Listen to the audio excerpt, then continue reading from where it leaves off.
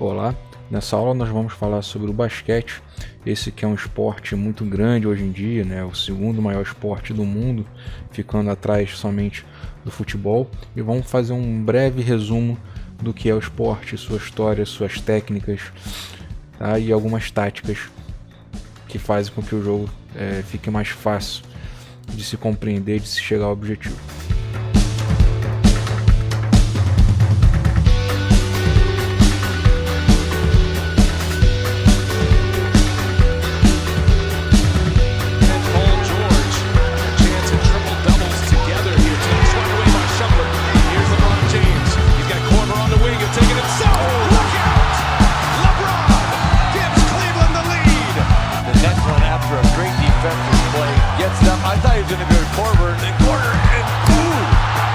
Gets it back from Parker. The crossover. Kawhi Leonard.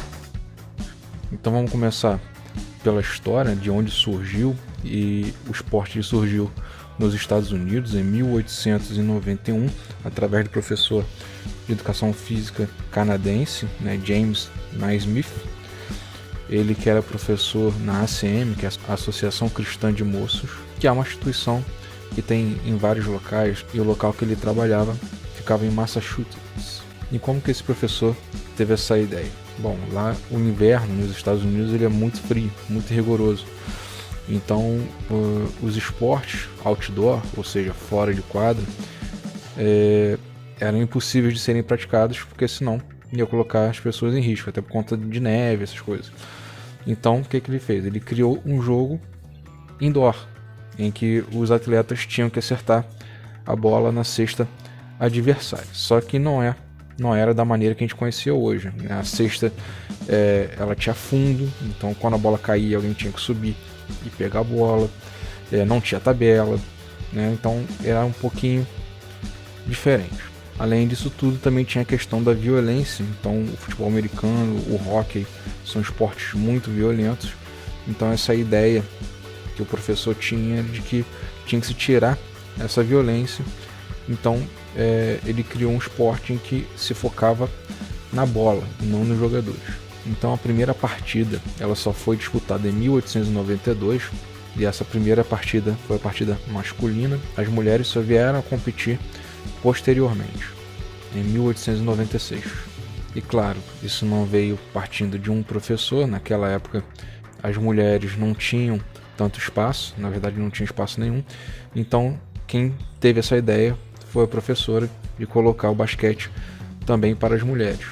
Aqui no Brasil o basquete também chegou em 1896, claro, não da mesma forma que nos Estados Unidos, mas ainda assim tivemos algumas grandes equipes que vieram a ser feitas depois, né? E o basquete no Brasil hoje em dia ele é muito forte, tanto que a gente tem muitos jogadores na NBA. O basquete ele só foi introduzido nos Jogos Olímpicos em 1936, né, que foram os Jogos Olímpicos de Berlim, lá na Alemanha, de Hitler, e foi um momento em que o mundo inteiro passou a conhecer o basquete de uma forma mais geral. Por conta disso, hoje temos mais de 200 países competindo no basquete, e a Federação Internacional de Basquete reconhece esses países como fonte esportiva. A Federação Internacional ela demorou um pouco a ser criada, ela só foi criada em 1932, né? E os Jogos Olímpicos foram em 1936, então foi uma coisa ali muito perto uma da outra, mas mostrou que o basquete tinha força, tinha países investindo muito forte no basquete.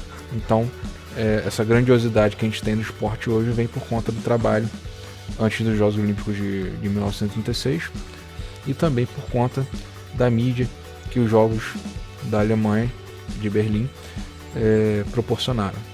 Bom, então essa história ela foi simples, foi rápida. Agora a gente vai tentar entender como que é o jogo. Então o objetivo do jogo é acertar a cesta adversária com uma bola alaranjada, ela que é bem pesada e ligeiramente grande. A altura da cesta fica em 3,05 metros, tá? Em relação ao chão. E você tem uma tabela, essa tabela que ela foi introduzida posteriormente ao surgimento do basquete, porque era uma forma de evitar que as pessoas não interferissem no jogo, né? Já que a cesta ela não tinha tabela e a cesta ficava no fundo da quadra, então era muito fácil alguém chegar Era muito fácil alguém botar a mão na bola para atrapalhar o jogo. Então essa tabela veio para poder diminuir a interferência do público, e hoje ele se tornou parte do jogo, né? Hoje muitas das jogadas são feitas por conta dessa tabela.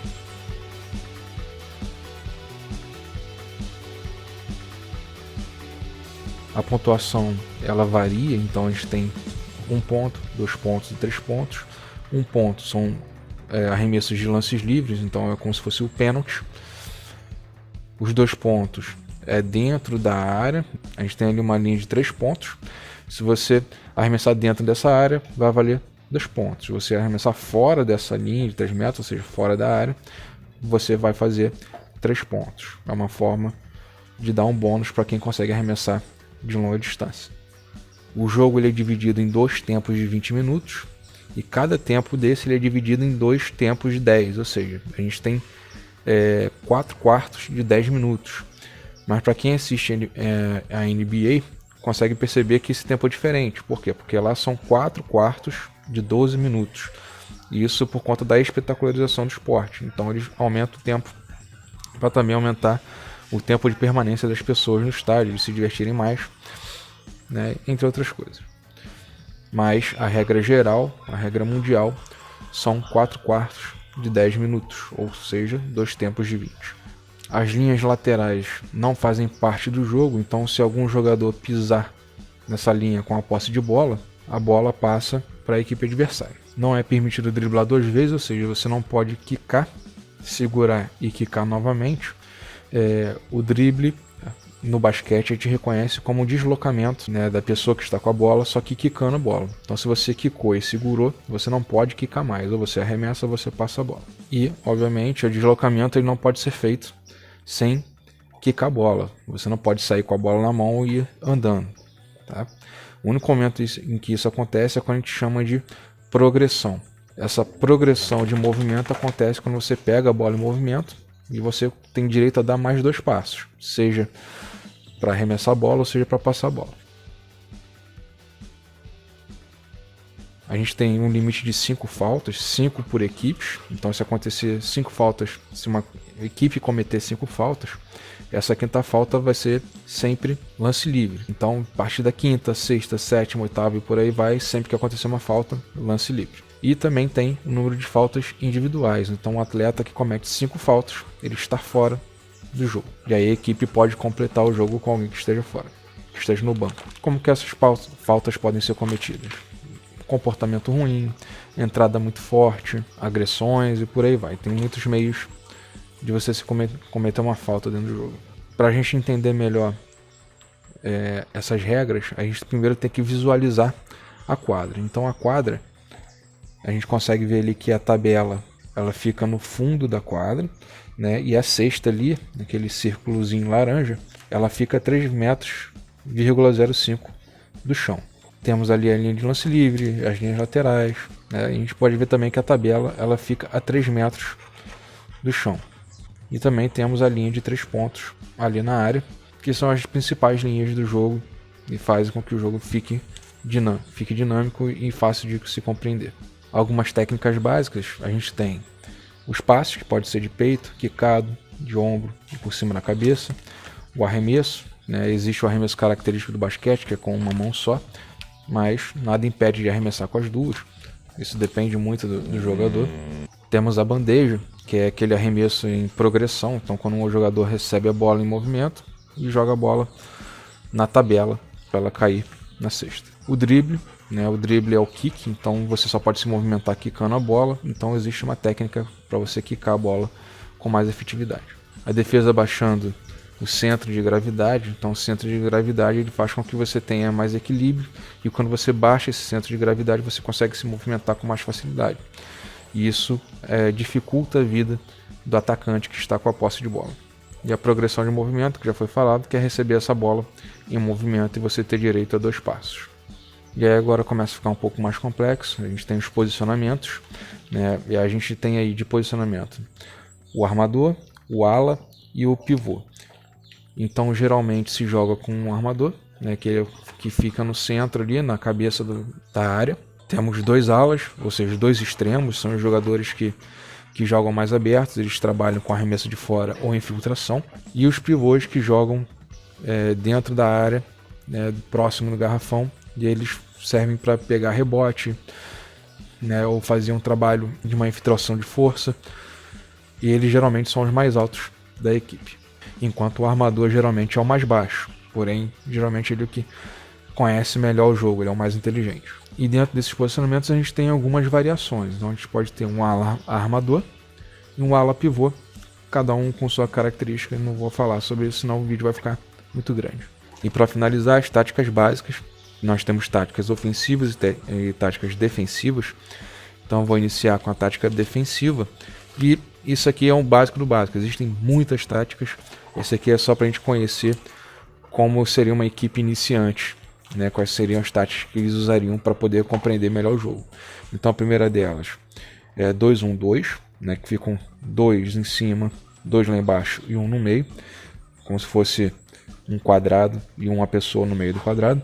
E isso faz com que você ocupe todos os espaços ali. Então é uma marcação por zona, e essas marcações por zona, elas servem para poder evitar que haja uma infiltração da equipe adversária. Temos a 2-3, que é semelhante a 2-1-2, só que a 2-3 são 2 em cima e 3 embaixo, lá próximo à cesta. E por último a 3-2, né, que é quase a mesma coisa da 2-3, só que em vez de ser 3 embaixo, vão ser 3 em cima.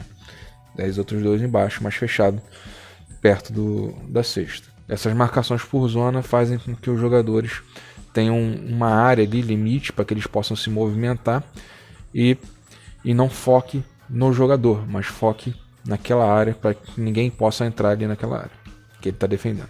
E a tática ofensiva mais básica é essa que está em tela, que a gente tem um armador lá em cima, os 2 alas abertos na extremidade, um pivô lá embaixo no garrafão, né, na ponta do garrafão, e o outro na ponta de cima do garrafão. Por que tem essa tática? Porque isso faz com que a bola consiga se movimentar mais rápido e, consequentemente, a defesa que estiver na zona ali, em zona, vai ser obrigada a se movimentar também. E isso dá a possibilidade de ter alguma abertura e fazer com que os pivôs recebam essa bola embaixo. Ou, se a defesa ficar muito fechada, né, muito lá embaixo, abre uma possibilidade de arremesso para os alas, ou até mesmo para o armador. Bom, então é isso. Foi uma aula rápida sobre basquete. Pode ser que no futuro a gente tenha um aprofundamento maior sobre esse tema, mas é um dos esportes mais conhecidos no mundo, muito praticado no Brasil também, e trouxe algumas felicidades para o Brasil de medalhas de jogadores no Hall da Fama, né, como o Oscar Schmidt, ele que tem um recorde de cestas aí, já ganhou medalha em cima dos Estados Unidos. Inclusive a primeira derrota nos Estados Unidos em casa foi por conta do Brasil e muito por conta do Oscar Schmidt.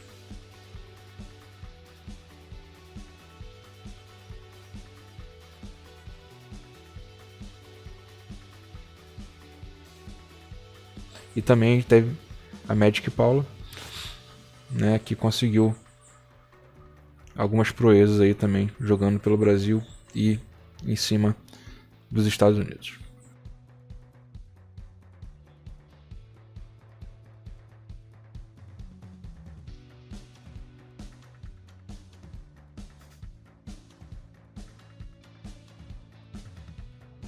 Então é isso, gente. Valeu.